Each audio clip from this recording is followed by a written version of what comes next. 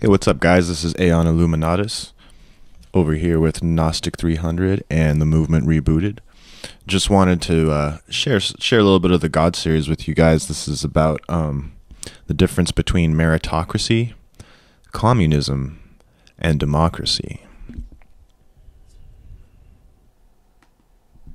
This is in Book 11 in the God series, Hyperhumanity, by Mike Hockney.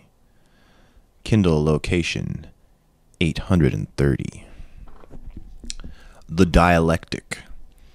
Hegel held that reason, or the rational world spirit, as we might say, was the dialectical driver of history.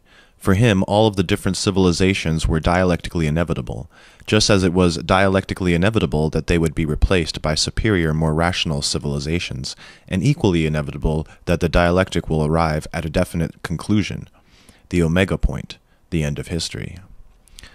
Where Hegel was an idealist, Marx was a materialist, and he held that communism was the inevitable solution upon which history has been converging since the dawn of time. He maintained that the class war between the bourgeois, ruling class, and the proletariat, ruled class, could be resolved only within a classless society, the kingdom of freedom. On the face of it, he has been decisively refuted by history. We assert that rationalist meritocracy is in fact the inescapable endpoint of history. These two views, Hegelian dialectical idealism and Marxist dialectical materialism, propose that an underlying convergent force is at work, which is the ultimate determinant of human fate. We are all, in some sense, puppets of this force. Hegel, of course, is right that increasing freedom, reason, and consciousness are driving humanity. These have an ultimate convergence point, omega point, divinity. Humanity literally has a divine destiny. However, it's possible for degeneration to appear and spread, and sabotage the natural progress of the dialectic. We might even say that there are two dialectics, one going forward and one going back, one taking us on an ascending trajectory to the heavens and the gods, and the other taking us on a descending trajectory back to the caves and the primordial slime.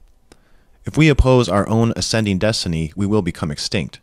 Islam, Judaism, and Christianity clearly have no future and have no interest in the future, for example. They explicitly declare that the final truth was revealed long ago.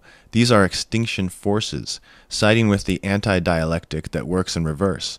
Just look at Islamic Afghanistan, Pakistan, Somalia, Yemen, Syria, Libya, Iraq, Iran, Algeria, Egypt, and many others to see nations accelerating back to the caves.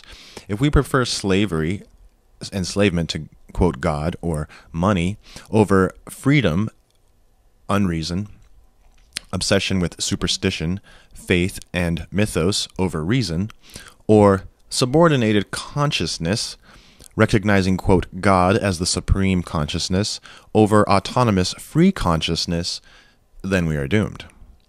We become gods or we die. It's that simple. We go all the way or we stagnate, then regress and perish. We embrace the forward dialectic and constant ascending change, or we embrace dogmatic stasis, which soon becomes the backward dialectic. Get on our knees to, quote, God, and fade into the night. Why does capitalist democracy seem to work? It's because elections offer the illusion of change, of renewal, of getting rid of failed parties and unpopular leaders. Yet, of course, nothing truly changes. The parties are almost identical and have almost identical policies. It makes no difference who's in the White House. The rich remain rich and the poor poor. Almost no rich people become poor and almost no poor people become rich. Everyone is stuck in their place. And anyway, it's the super rich, their, quote, markets and lobbyists that control what governments can and cannot do. The electorate, the people, are relevant. All they ever do is change the way their flag is waving from left to right and then back again over and over again, and it seems to keep the sheeple happy. Capitalism churns out endless glittering products, again fostering the illusion of change. But isn't it just the same old junk in a new wrapper? Is Action Movie 102 any better than Action Movie 1? Hasn't Bruce Willis been playing the same role forever? Is the prequel any better than the sequel? Is iPod 100, iPad 100, or iPhone 100 really changing your life? It's all a con, an illusion. Capitalism was, however, a much more successful con than communism. Communism didn't allow you to change the ruling party. or have any say at all about who was in charge. As for products, you were given whatever the state made for you, and you had no choice. There was no market and no competition. For all that it claimed to be a dialectical system, communism had in practice complete contempt for the dialectic, for change and becoming, hence was certain to fail. Marx and his followers thought that material conditions changed human consciousness. Hegel knew that freedom was the key to human behavior. Communism failed above all because, as materialists, communists, like scientific materialists, had contempt for freedom and didn't really accept its existence. They put no effort into creating a great sense of freedom amongst the people. Quite the reverse, in fact, with endless authoritarian and restrictive rules and regulations, the oppression of artists and intellectuals, and drastic curbs on leaving the country for any reason, including simple vacations. In the West, capitalist consumerism, elections, free speech, and ease of travel fostered a credible notion of freedom. So, by Hegel's analysis of the critical role of freedom, capitalism was dialectically guaranteed to beat communism. Marx screwed up when he, quote, inverted Hegel's dialectical idealism, thereby failing to understand how the dialectic actually functions. The dialectic is about mind, not matter. Freedom is a quality of mind, not matter. The system that dialectically triumphs is the one that offers the most freedom to the most people. Communism did not offer freedom. It simply offered a grim materialist, quote, equality, one wholly defined by the totalitarian Communist Party. Capitalism offers the illusion of freedom, but in reality, only the super-rich capitalists are authentically free in capitalism, and all the rest are various types of slave. There can never be true freedom where a privileged elite holds dynastic power. Anyone excluded from that elite cannot be free. Meritocracy asserts that the quintessence of freedom is equal opportunities, and equal opportunities cannot exist in a society broken into classes by privilege. Equal opportunities must be considered as a philosophical principle. Authentic free speech is a corollary of equal opportunities. If one person has the opportunity to express himself in his own way, so must everyone else be afforded the same opportunity. In the West, the media is controlled by rich media moguls, and no realistic free speech is offered to anyone with genuinely radical ideas that threaten the interests of the elite. The internet has provided an equal opportunities platform to some degree, but the celebrities and personalities approved and backed by the elite still get disproportionate attention even on the internet. Indeed, especially on the internet. What kind of system will ultimately succeed? Only one with the dialectic inbuilt, one that ensures that the smartest, most talented, and hardest working people are in charge of society. Well, you wouldn't want the stupidest, least talented, and laziest, would you?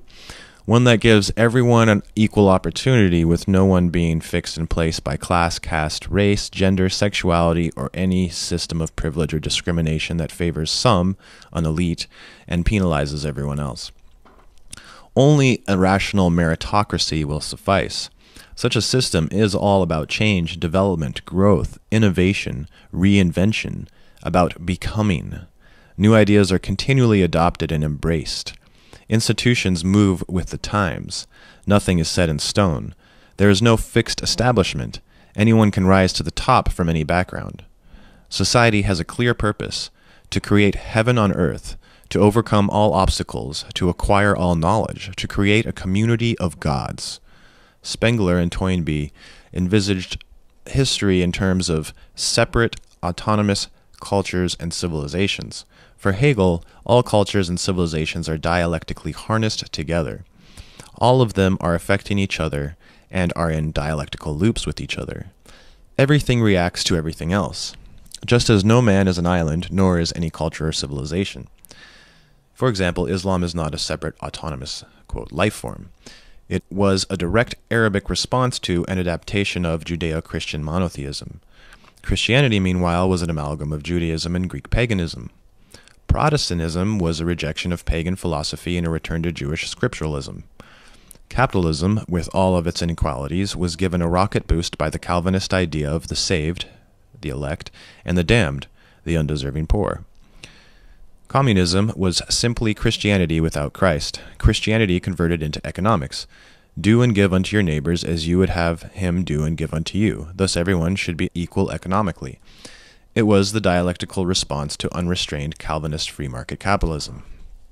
Democratic, regulated capitalism was the capitalist dialectical response to communism, and so on. Everything takes place within a context. No one starts a new culture or civilization out of nothing. It's always a reaction to something else, hence is dialectical. Hegel was unequivocally correct, while Marx was right that economics are important, but wrong that mental considerations, especially those regarding freedom, choice, and fulfillment, are not paramount. Communism failed because Marx, Lenin, and Stalin did not truly understand dialectics. Dialectics are not materialist, they are idealist. They are about our mental, not our physical well-being. Abraham Maslow's famous pyramidal hierarchy of needs describes the pattern that human motivations move through. It rises from a base of physiological needs to safety, to belongingness and love, to esteem, to self-actualization, and finally, self-transcendence.